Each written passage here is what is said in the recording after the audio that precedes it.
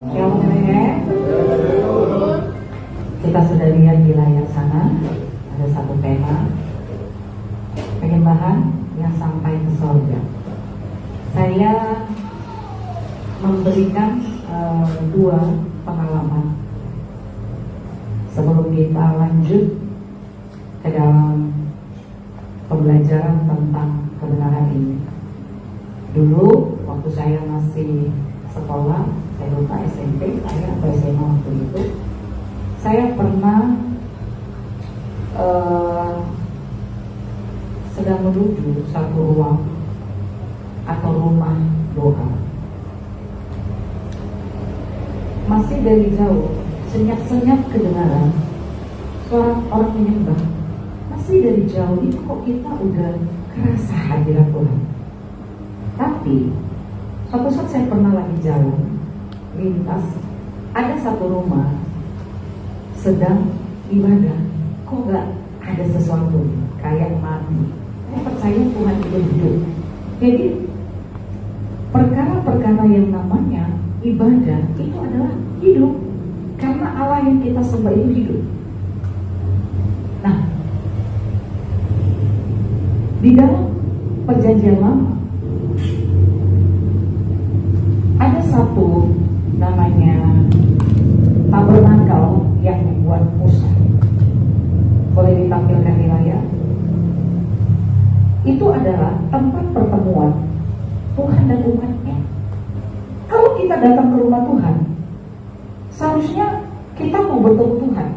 Tapi mirisnya, ada banyak orang Kristen, dia datang ke rumah Tuhan tidak bertemu dengan Tuhan. Ya, tidak bertemu dengan Tuhan. Di dalam Yohanes pasal 4 ayat 24 berkata, Allah itu roh. Barang siapa menyembah Dia harus menyembahnya dalam roh dan kebenaran. Di ayat 23-nya, di sana kalimat terakhir ada berkata, Allah menghendaki penyembah-penyembah dari Dia. Allah menghendaki penyembah-penyembah dalam roh. Nah, itu di layar ada gambaran tabernakel Musa. Maksudnya kemah pertemuan. Kemah pertemuan ini dipakai di mana? Di padang gurun. Kenapa dia dalam bentuk kemah atau tenda? Karena bongkar pasang. Kayak orang kalau camping, ya kan? Tendanya, kemahnya dibongkar pasang. Kemah pertemuan ini dibuat Tuhan untuk umatnya bertemu dengan Tuhan. Ini dibagi tiga, itu di layar boleh dilihat ya. Jadi ada kemah itu dibagi dua, yaitu ruang suci sama ruang maha suci. Kemudian ada pagarnya ya. Nah, pagarnya itulah halaman. Di halaman itu ada ini mesbah korban bakaran ini. Kalau orang mau ya, ini step-stepnya. Kalau orang mau masuk sampai ruang maha kudus, yang bisa masuk ruang maha kudus, di mana hadirat Allah ada.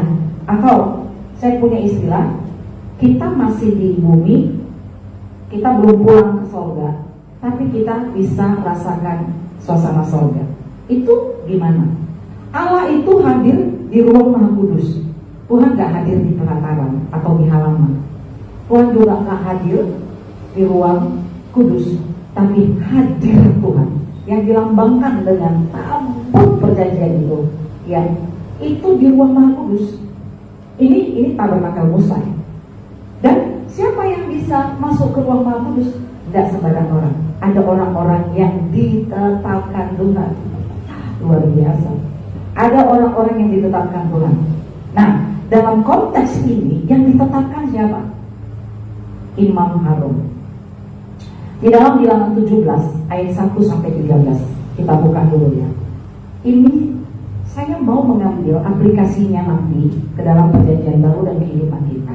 Tapi kita coba baca bahwa untuk masuk di dalam ruang maha kudus atau untuk bisa rasakan hadirat Tuhan itu ada di ruang maha kudus itu bagaimana? Ya, Bilangan pasal 17 itu ada judul tongkat Harun berbunga. Saya baca dengan cepat ya. Tuhan berfirman kepada Musa, katakanlah kepada orang Israel dan suruhlah mereka memberikan kepadamu satu tongkat untuk setiap suku. Amin ya. Semua pemimpin mereka harus memberikannya, suku demi suku, seluruhnya 12 tongkat. Kita mengerti ya, dari suku ini satu tongkat perwakilan. Lalu tuliskanlah nama setiap pemimpin pada tongkat itu. Pada tongkat Lewi harus kau tuliskan nama Harun. Jadi ada satu suku namanya suku Lewi, kata Tuhan khusus suku Lewi ditentukan Tuhan. Tulis nama Harun, gak usah yang lain-lain, supaya dipilih itu. Bagi setiap kepala suku harus ada satu tongkat. Kemudian haruslah kau letakkan semuanya itu di dalam kemah pertemuan di hadapan tabur hukum. Yaitu harus dimasukkan ke ruang Maha Kudus tadi. Oke? Dimasukkan ke ruang Maha Kudus itu, tongkat yang 12 itu. Dan orang yang kupilih, tongkat orang itulah akan bertunas. Demikianlah aku hendak meredakan sumur-sumur yang diucapkan mereka kepada kamu, sehingga tidak usah kudengarkan lagi. Ini konteksnya sumur-sumur ketika orang Israel dipimpin pemberontakan oleh Korah. Jadi Tuhan mau menyampaikan hadiratnya gitu ya, supaya ada seorang utusan namanya imam besar Harun akan masuk di sana. Kita lanjutkan. Setelah Musa berbicara kepada orang Israel, maka semua pemimpin mereka memberikan kepadanya satu tongkat dari setiap pemimpin menurut suku-suku mereka. 12 tongkat dan tongkat Harun ada di antara tongkat-tongkat itu. Musa meletakkan tongkat-tongkat itu di hadapan Tuhan dalam kemah hukum. Ketika Musa keesokan harinya masuk ke dalam kemah hukum itu, maka tampaklah tongkat Harun dari keturunan Lewi telah bertunas, mengeluarkan kuntum, mengembangkan bunga, dan berbuahkan buah badan.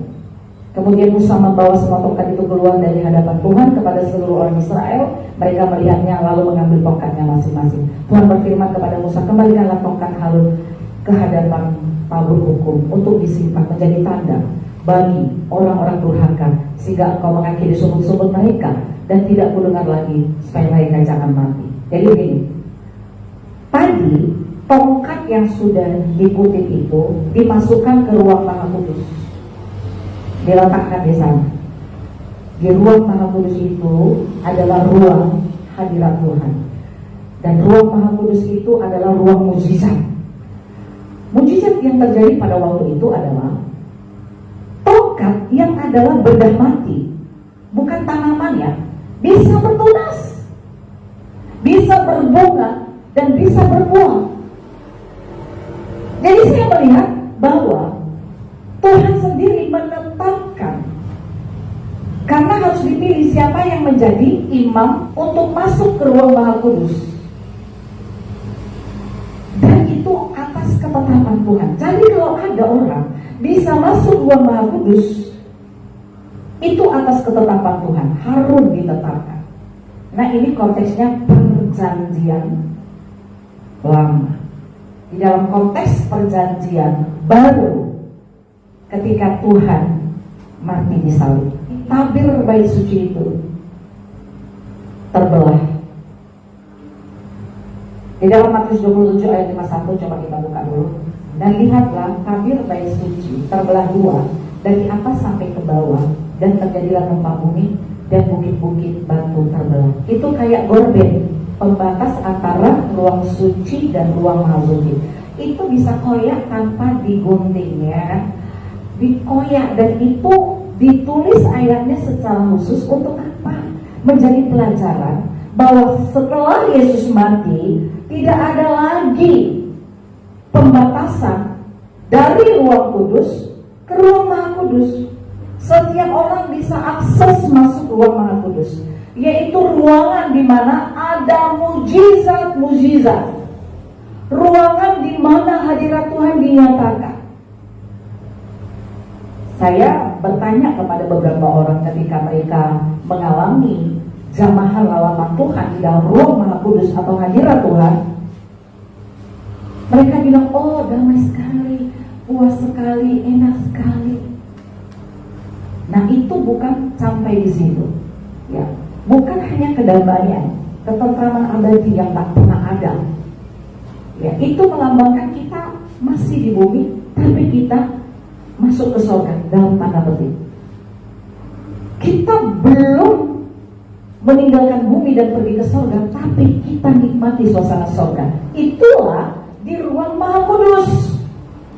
Apa itu ruang Maha Kudus? Saya mau bahas. Sekarang setiap orang tidak lagi seperti pada zaman perjanjian lama. Hanya imam besar Harun yang boleh masuk ke sana sekali setahun. Tuhan Yesus menjadi imam besar kita, dan setiap orang bebas akses masuk ruang Maha Kudus dengan darah anak domba. Tadi saya bilang Tuhan membuat kemah pertemuan setelah 3 bulan orang Israel keluar dari Mesir. Ya, mereka ada di perjalanan, itu Tuhan suruh membuat kemah pertemuan. Untuk apa? Untuk bertemu Tuhan. Umat Tuhan kadang-kadang ya di gereja, ada satu orang ibu pernah dengan jujur bilang dengan saya, malas sekali aku ke gereja. Kenapa? Duduk di depan terus dia baru datang nyanyi, tapi gayanya kalau di gereja, kalau lihat mukanya udah gak bisa lagi aku nyanyi. Saya bilang, ibu ke gereja mau lihat Tuhan, mau ketemu Tuhan atau ketemu manusia?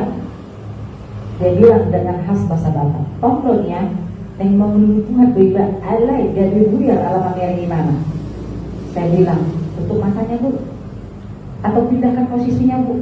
Sayangnya datang ke rumah Tuhan tapi tidak bertemu Tuhan. Kalau kita datang ke rumah sahabat kita, ya kita ketemu sama sahabat kita. Ya, jadi kalau kita datang ke rumah Tuhan, kita harus bertemu dengan Tuhan. Nah, Tuhan itu di dalam kemah pertemuan yang dibuat oleh Musa atas petunjuk Tuhannya, itu Tuhan bertemu kepada umatnya lewat imam besar di ruang Maha Kudus. Nih proses-proses perjalanannya, ya, mulai dia bertobat, membersihkan diri, masuklah ruang suci. Ada di sana pelita harus hidup terus karena di sana nggak ada jendela, jadi pelita itu jadi terang. Ada meja roti, kemudian di antara ruang kudus dan ruang Maha Kudus itu ada mesbah dupa. Ini doa-doa, ya. Jadi orang kalau nggak lewat doa nggak tembus ruang Maha Kudus. Doa, kemudian masuk lagi yang ke ruang Maha Kudus. Ruang Maha Kudus itu adalah ruang di mana Tuhan ada. Lewat perlambatan tabut perjanjian. Kita tahu ada banyak cerita tentang ini. Ketika tabut perjanjian dirampas sama orang Filistin, pada waktu orang Filistin berperang sama Israel, kemudian mereka menempatkan tabut perjanjian ini di kuil Dagon. Padahal tabut perjanjian ini adalah lambang hadirat Tuhan. Langsunglah patung Dagonnya itu terpelanting kepalanya, ya. Pokoknya porak-porangan dalam kuil Dagon. Kemudian terjadilah banyak malapetaka di kota-kota orang Filistin. Dipindahkan ke kota yang satu, terjadi malapetaka. Dipindahkan, ada 5 kota itu dijalani. Terjadi kutuk-kutuk, terjadi borok, penyakit, kematian. Akhirnya berkumpulah raja-raja itu. Udah gak benar lagi ini, Tuhan mereka hadir. Ya, akhirnya dikembalikanlah. Yuk kita kembalikan ini. Kita pun mengembalikannya nggak macam-macam. Mereka sambil takut mengantar itu. Dan waktu itu sampailah di kebunnya Obed.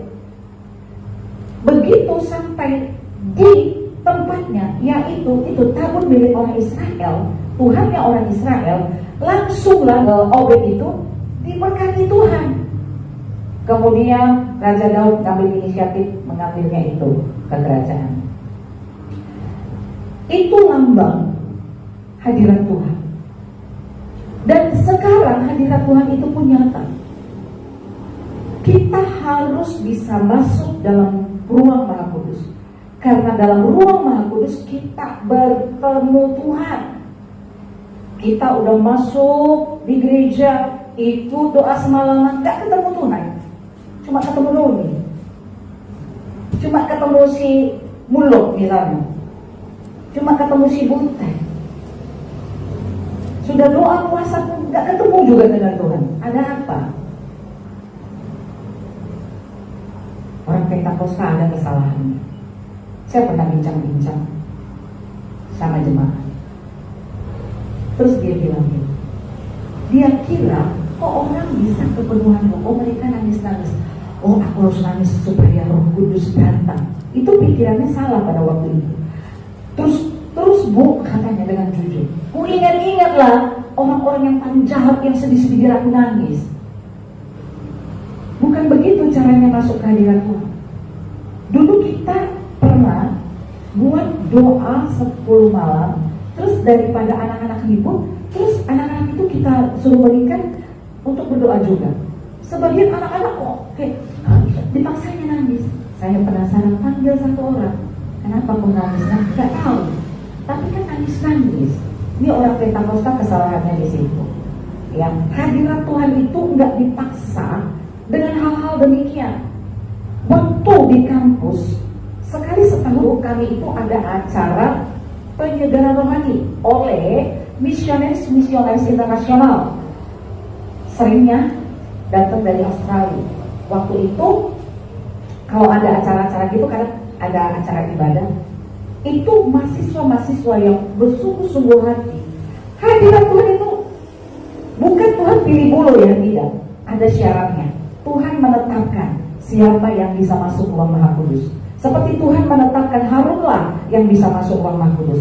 Tuhan juga menetapkan setiap pribadi kita atas ketetapan Tuhan. Karena Tuhan menilai, maka ditetapkan si A, si B, si C bisa akses ruang Maha Kudus.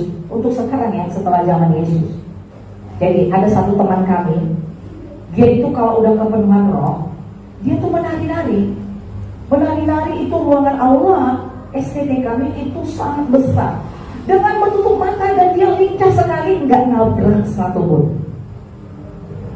Menari dalam roh. Ada lagi, dia berbahasa roh,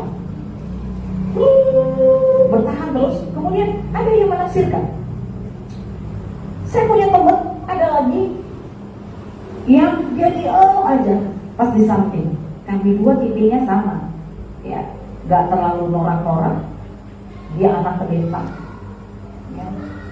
Terus dengan caranya seperti itu kan hadirat Tuhan dinyatakan. Kenapa? Waktu itu dia dapat penglihatan. Begitu aneh. Dia bilang, saya, aku tadi dapat penglihatan. Apa? Aku lihat berjejer suku-suku berpasang-pasangan berpakaian adat. Apa artinya? Saya spontan ngomong, oh berarti kamu nanti akan diutus Tuhan penginjilan ke suku-suku. Apa yang saya mau sampaikan di sini? Ketika Tuhan telah menetapkan si A, si B, si J, kamu ditetapkan untuk bisa masuk ruang Maha Kudus. Itu ada perkara supranatural, bukan penyembahan biasa. Penyembahan dalam roh dan kebenaran. Itu bukan penyembahan biasa, penyembahan yang hidup. Itulah tadi di awal saya bilang, ya, ketika saya mendengarkan penyembahan dari orang-orang yang menyembah di ruang doa itu, masih dari jauh kita itu udah apa ya, seperti ketarik gitu, kita udah merinding. Karena hadirat Tuhan itu hidup. Sayang sekali kalau kita ada dalam rumah Tuhan, masuk ke rumah Tuhan, tapi nggak ketemu Tuhan, tapi nggak masuk ruang Maha Kudus. Kita pulang begitu saja. Kita nggak akses ke ruang Maha Kudus yang telah dibuka Tuhan tabir itu lewat kematiannya di kayu salib. Semua orang bisa akses. Ada lagu kita yang mengingatkan kita tentang hal ini. Ku masuk ruang Maha Kudus dengan darah anak domba Allah. Jadi kesalahan orang Pentakosta zaman dulu saya dengar, mau meniru-niru. Kenapa ya? Dia dipenuhi Roh Kudus. Oh, dia pukul-pukul meja. Dia dipenuhi Roh Kudus. Mungkin harus pukul-pukul meja. Harus dipenuhi Roh Kudus. Itu kesalahan fatal. Kita nggak bisa menetapkan bagaimana manifestasi surga yang dinyatakan kepada kita. Ada yang menari, ada yang penglihatan, ada yang basaro, ada macam-macam. Tapi hal-hal supranatural itu nyata. Dan hal-hal supranatural itu tidak terjadi di halaman. Hal-hal supranatural itu tidak terjadi di ruang kudus. Hal-hal yang namanya supranatural bertemu dengan Tuhan. Karena ketika kita bertemu dengan Tuhan, pasti supranatural terjadi. Kalau kita gak ketemu Tuhan, tidak ada hal supranatural. Dan itu hanya terjadi di ruang Maha Kudus. Tidak ada mujizat terjadi di pelataran. Tidak ada mujizat terjadi di ruang kudus. mujizat terjadi di ruang Maha Kudus.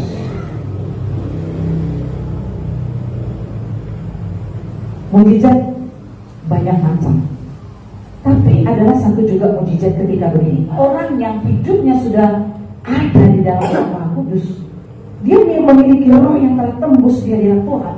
Dia sudah memiliki roh yang berada di ruang Maha Kudus. Dia itu gak gampang tumbang, tidak gampang digoda.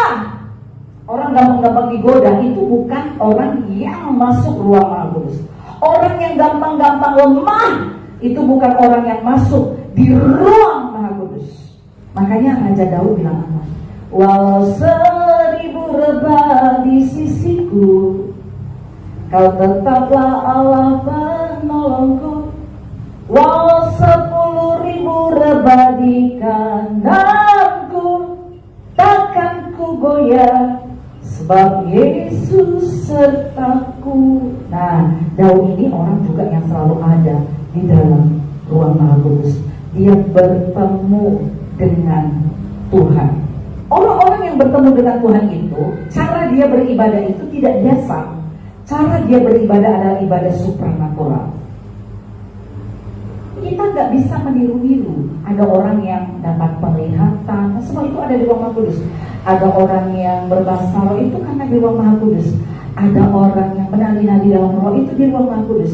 Ada orang yang bernubuat, itu ruang Maha Kudus. Perkara-perkara supranatural, ibadah, penyembahan, doa yang supranatural itu terjadi. Maka kalau kita mau supaya penyembahan kita sampai ke surga, atau penyembahan kita itu sampai ke ruang Maha Kudus, kita harus dengan sungguh-sungguh fokus kepada Tuhan.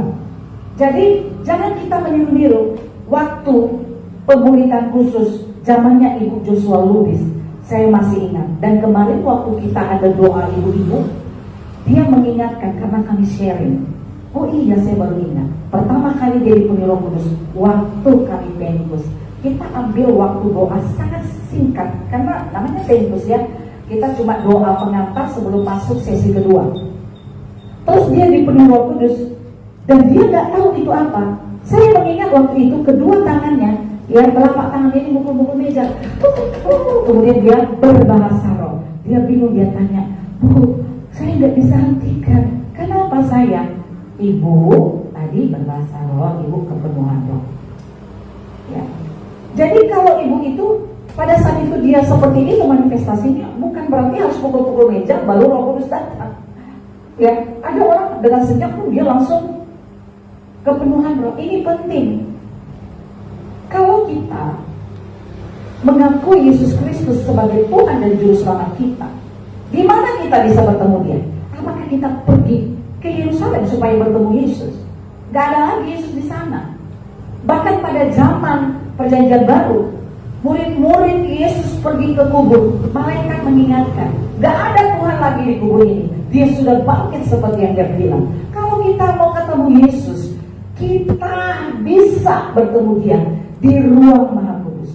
Miris kalau orang Kristen, puluhan tahun kita menjadi orang Kristen, sekian tahun kita menjadi orang Kristen, gak pernah ketemu Tuhan. Hari-hari kita sebut Tuhan, Tuhan. Jadi mungkin kita berpikir, kenapa ya? Apa passwordnya? Kita gak bisa sama-samakan. Saya bilang passwordnya supaya bisa akses ke ruang Maha Kudus itu adalah fokus. Banyak orang gak fokus ibadah, bukan? Saya kalau mimpin doa, saya melihat kita ini udah ajak untuk nyanyi, penyembahan, masih ada yang buka mata, bahkan begini. Kalau orang gak fokus, gak bisa. Fokus. Fokus untuk mengenal siapa kita. Fokus untuk menyadari kebaikan Tuhan, keberadaan Tuhan yang besar. Ingat pemazmur Daud itu adalah orang yang sadar diri siapa dia. Dia berkata, siapakah aku ini Tuhan jadi biji matamu? Jikalau aku melihat langit, bulan, bintang buatan tanganmu, siapakah aku ini Tuhan? Sehingga engkau memperhatikan aku dan keturunanku dan membuat perkara yang besar. Bahkan engkau lebih lagi ingin melakukan perkara yang besar. Memukul diri. Ini ciri-ciri orang yang ketemu Tuhan seperti itu. Orang kalau dia ketemu Tuhan, ya, orang yang ketemu Tuhan itu dia sadar diri, ya. Dan orang yang sadar diri itu akan memukul dirinya. Seperti ada dua orang datang ke bait suci di dalam kitab Lukas. Satu orang Farisi, satu orang pemungut cukai. Nih, orang Farisi ini hari-hari keluar masuk bait suci ya. Hari-hari pelayanan di bait suci ya. Hari-hari berdoa di bait suci kan. Tapi dia nggak pernah ketemu Tuhan. Karena Tuhan tidak membenarkan hidupnya. Begitu masuk pemungut cukai, orang Batak bilang persaharian. Dia memukul dirinya, kasihani aku orang berdosa. Langsung Tuhan, ini yang aku benarkan. Kita pikirkan itu. Berapa banyak orang Kristen hanya karena jabatan pelayan, hanya karena terbiasa melayani, berpikir bahwa dia sudah artisnya surga. Keputusan Tuhan seperti Tuhan memutuskan tongkat Harun yang berbunga. Buatlah hatimu benar di hadapan Tuhan, supaya Tuhan memutuskan, yuk ibu ini, kamu bisa ke surga walaupun kamu masih bunuh. Bapak ini, kaum muda ini, itu kita pikirkan dengan serius. Kita berjuang untuk bertemu Tuhan. Kita menjadi diri kita sendiri, gak perlu kita ngikut-ngikutin orang lain. Kalau tubuh kita baik Roh Kudus, tubuh kita ini tabernakel Musa, itu penggenapannya sekarang apa? Tangan kita bertepuk, bukan cuma di halaman, itu masih di halaman, kaki kita jalan, itu tubuh. Tapi Tuhan mau masuk lebih dalam lagi. Ketika kita tersentuh, kemudian kita meneteskan air mata, itu sudah masuk ke jiwa kita. Tapi bukan hanya di jiwa, Tuhan mau sampai ke roh. Karena Tuhan memberikan kita roh. Tuhan bilang Allah itu roh, barang siapa menyembahnya harus menyembahnya dalam roh. Penyembahan kita harus sampai ke roh. Penyembahan kita harus berangkat oleh roh kita. Penyembahan kita harus masuk ke Maha Kudus. Kalau enggak, kita enggak pernah ketemu Tuhan. Dan kalau kita enggak pernah ketemu Tuhan, hidup kita enggak ada yang beda. Yang saya lihat yang paling nyata adalah orang-orang yang enggak masuk di ruang Maha Kudus, gampang digoda, gampang jatuh dalam dosa, gampang menyerahkan dirinya kepada setan, gampang untuk lemah. Tidak demikian dengan orang yang hari-harinya berusaha untuk bisa bertemu dengan Tuhan di ruang Maha Kudus. Ruang Maha Kudus tentunya tidak hanya pada saat kita ibadah ya. Roh kita pada saat kita buka mata pun bisa kita akses, karena roh kita untuk konek ke surga. Udah ada sinyalnya ke surga, itu cepat sekali konek ke surga. Jangan kita datang ke gereja, kita tuh sampai ruang kudus saja, masuk pelataran, yaitu tubuh kita baru sudah bergerak ke rumah Tuhan. Kemudian kita nyanyi, tersentuh kita. Gak cukup sampai di situ. Itu sama aja kalau orang misalnya nyanyi lagu sedih, misalnya Butet, bisa nangis ya sampai ke jiwa. Tapi kalau nyanyi lagu-lagu rohani, lagu-lagu surga, itu harus sampai ke roh. Saya menantang kita untuk mengejar ini. Dengan cara apa? Passwordnya sungguh-sungguh. Ketika kita sungguh-sungguh, kita akan mukul diri. Kita akan bilang, ampuni aku orang berdosa. Kalau kita sungguh-sungguh, kita akan menyadari siapa kita. Tapi orang yang gak sungguh-sungguh, dia merasa artis surga. Walaupun dia sudah tahu bahwa dia telah berbuat dosa, dan dia sedang menyimpan dosa. Dia adalah pelaku dosa, pelaku kejahatan. Tapi dia pede, merasa artis surga. Hanya karena status mungkin sudah lama jadi orang Kristen. Hanya karena status barangkali sudah lama jadi pelayan Tuhan. No.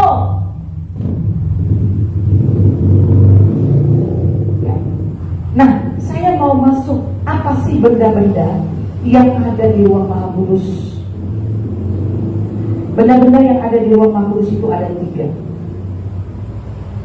Ada tongkat Harun. Nah ini, itu tongkat Harun yang bertunas. Itulah apa? Bahwa orang yang bisa akses ke ruang Maha Kudus itu atas ketetapan Tuhan, bukan atas ketetapan kita. Jangan bilang sama Tuhan, Tuhan, aku udah bisa lah masuk ruang Maha Kudus. Udah tua nih, Tuhan, aku udah bisa lah masuk ruang Maha Kudus. Aku kan sudah kalem-kalem. Kalau belum tentu hatinya juga kalem. Ada lagi di situ loh batu. Pertanda apa? Orang yang mau masuk ruang Maha Kudus, ikutin peraturan perjanjian di dalam 2 loh batu. Gak bisa orang yang melanggar loh batu. Ya, hukum pertama sampai keempat tentang hukum kepada Tuhan, 5 sampai 6 kepada sesama manusia. Kita pelanggar hukum itu dan kita mau akses ke sana gak bisa. Ini perlambangan. Tuhan menetapkan siapa? Yaitu mereka-mereka yang mau mengikuti peraturan-peraturan loh 2 loh batu. Kemudian itu ada mana. Mana itu berbicara pemeliharaan Tuhan dalam perjalanan selama di bumi. Jadi orang-orang yang akses di ruang Maha Kudus itu, mereka adalah orang-orang yang dijamin pemeliharaannya. Seperti Tuhan menjamin pemeliharaan orang Israel selama di padang gurun. Enggak peduli semustahil apa lingkungan dunia ini, tapi ada jaminan pemeliharaan. Dan ini mujizat yang terjadi bagi orang-orang yang akses di ruang Maha Kudus. Umat Tuhan ini sangat serius. Kalau umat Tuhan gak berjuang untuk sampai di ruang Maha Kudus, tinggal tunggu tanggal mainnya aja, kamu akan keluar. Karena dunia ini tidak semakin baik, dunia ini semakin jahat, dunia ini semakin banyak dengan godaan-godaan. Tinggal tunggu kamu jatuh. Tapi tidak demikian dengan orang yang akses di ruang Maha Kudus. Sekali lagi sampai pemazmur Daud bernyanyi, walau 1000 rebah. Artinya gini, kalau persoalan Daud itu terjadi sama orang yang tidak pernah akses ke ruang Maha Kudus, udah lama dia. Tapi Daud bersaksi dalam ruangnya, dia gak rebah. Walau 10.000 di kanannya, dia juga gak rebah karena Tuhan. Daud itu punya masalah gak? Kadang-kadang orang Kristen hebat Daud. Kita lupa kehebatan Daud yang pertama apa? Walaupun sangat banyak persoalannya, bertubi-tubi loh persoalannya itu. Banyak kali, mulai dari Raja Saul lah, dia raja pun kayak gitu dari anaknya lah, macam-macam. Tapi dia nggak rebah. Orang-orang yang ada di ruang Maha Kudus, mereka nggak rebah. Saya nggak tahu apa kita akan buat nanti doa 10 malam atau enggak. Tapi kalau orang-orang nggak tertantang untuk masuk ruang Maha Kudus, buat apa dibuat? Karena doa semalaman pun, kalau nggak bisa sekali seminggu, pas sekali sebulan, nggak ada yang datang. Doa puasa pun begitu, ya sekali-sekali datanglah. Ya, kita mau ketemu Tuhan, mau bertemu dengan Tuhan.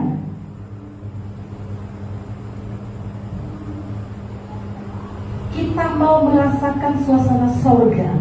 Walaupun kita masih di bumi, ada juga lagu yang mengingatkan kita tentang ini. Suasana sorga turunlah. Ya. Saya pernah bertemu dengan satu orang anak Tuhan yang diutus Tuhan ke STP kami pada waktu kami masih kuliah. Dia warga kenegaraan Australia, tapi orang Indonesia. Boru Simanjuntak. Istrinya Boru Simanjuntak, suaminya orang Kalimantan, tapi mereka sudah tinggal di Australia lama karena bekerja di sana, suami istri, dan mereka sudah punya anak di sana, dan mereka sudah warga negara Australia. Tapi suatu saat diutus Tuhan datang ke kampus kami hanya untuk melayani, karena dia hidup dalam roh.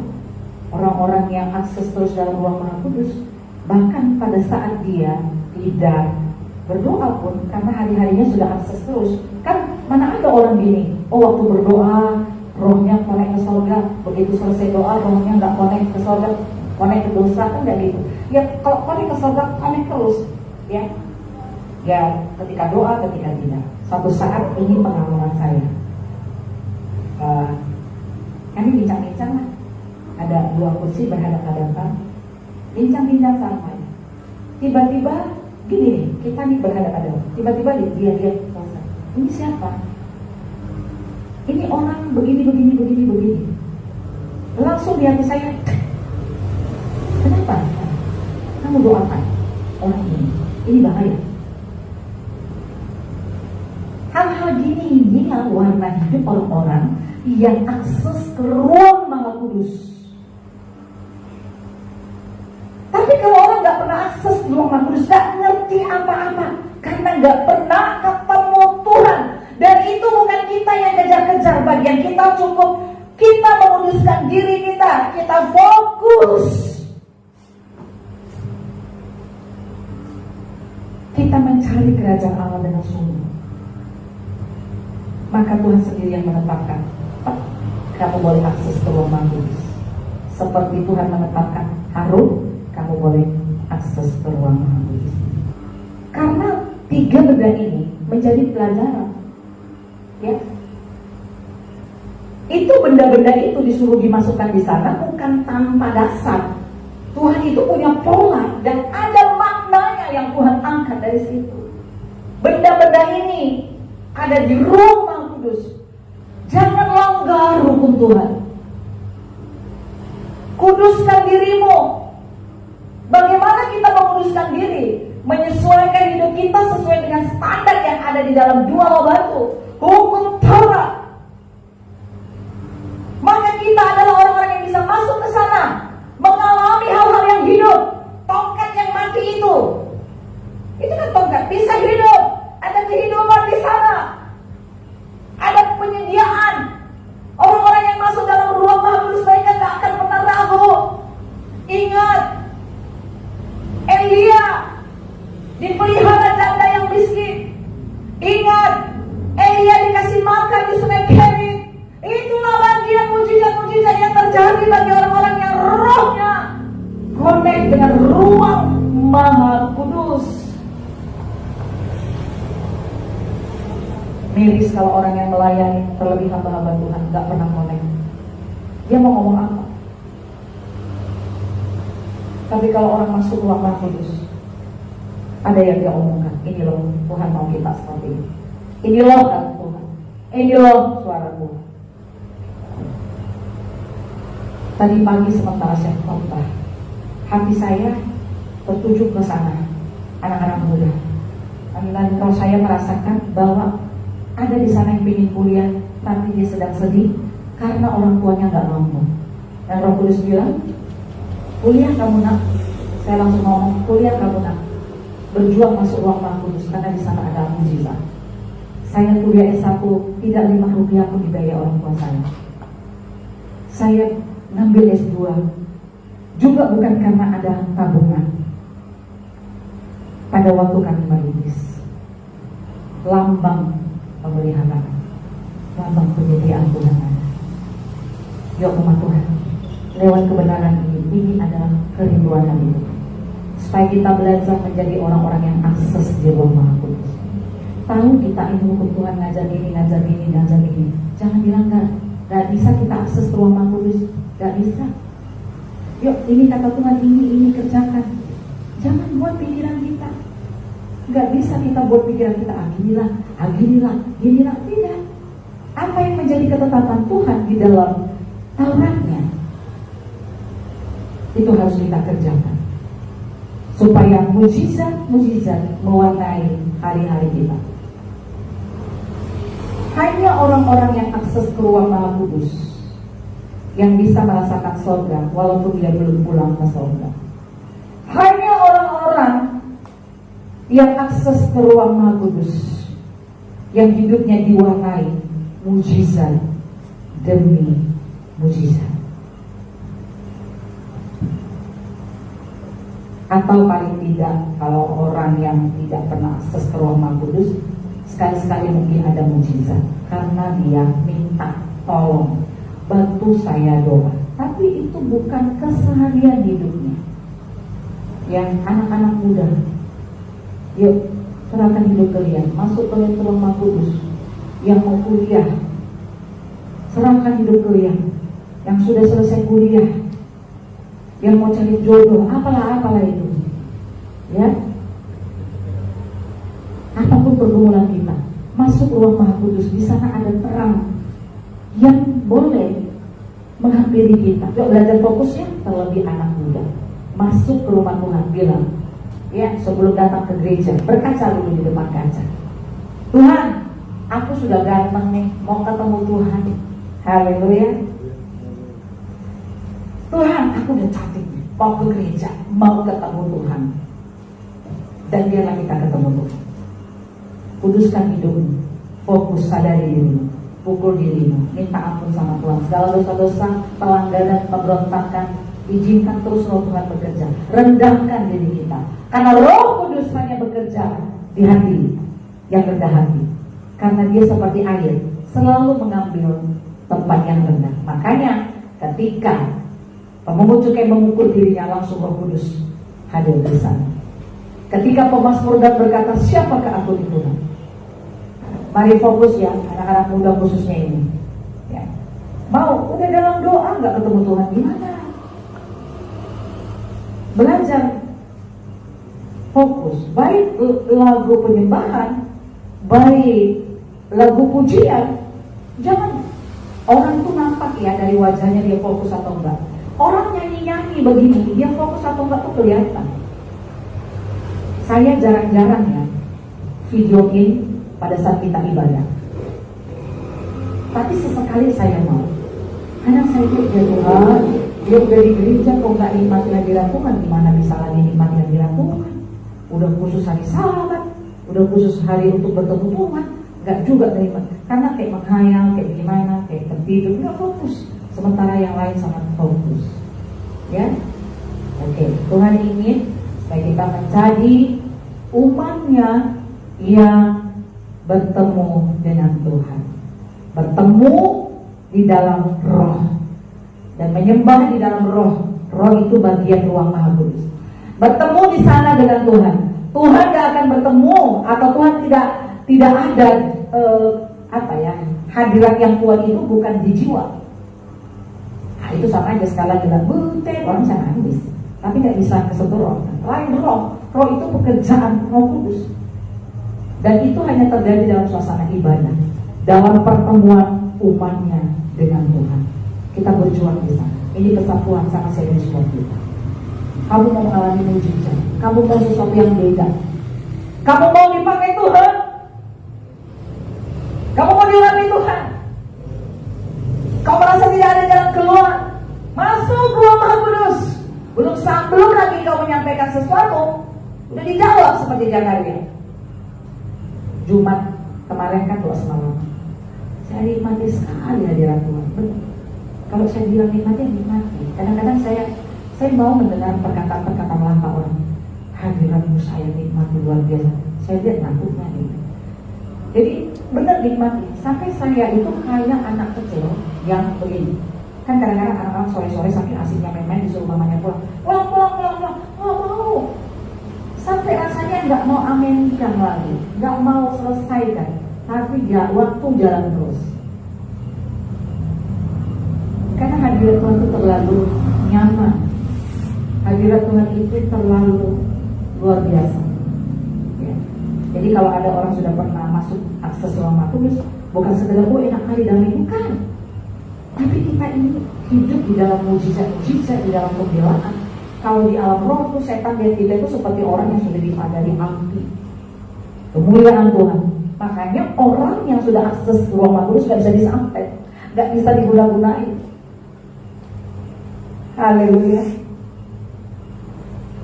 Jadi orang Kristen gak pernah akses ke ruang Maha Kudus, bisa kamu disampai.